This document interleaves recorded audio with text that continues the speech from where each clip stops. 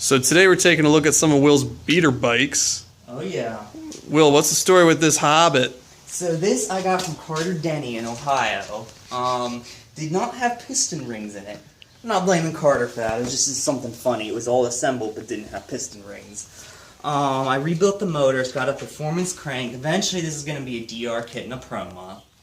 But right now I also have the Motomatic rear pulley that I got for this setup. I have a TJT variator, I haven't got the ramp plate yet for it because I don't have the money, to be honest.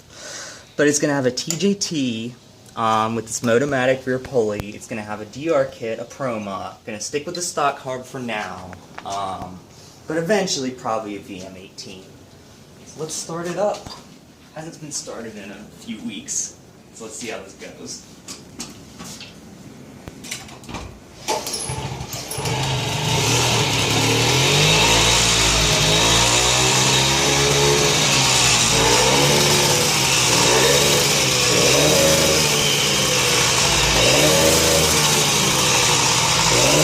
It's running good.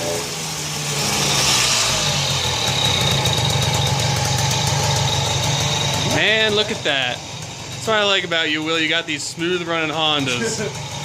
Alright, well, we want to see the Murray? Yeah. Let's get the Murray started off. So this is a 1980, 79, 1980 Murray.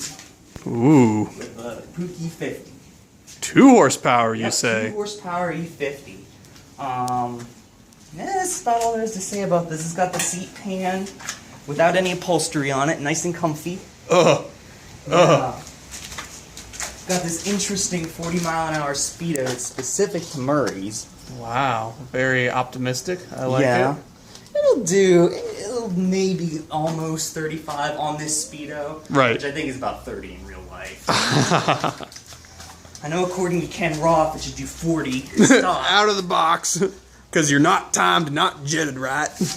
But here, this on, I don't have a center stand. I have a side stand because the engine cases are so worn that the center stand won't stay upright.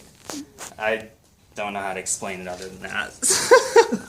So we're gonna have to wheel it outside and just push start it. Nice rainy day.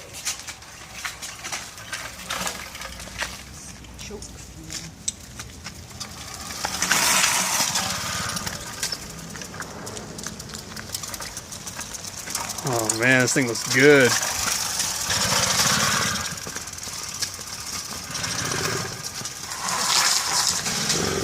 I got shoes on if you want me to do it. Yeah, well, I think I almost got it. Oh, yeah. There we go. Gotta let it warm up a little bit.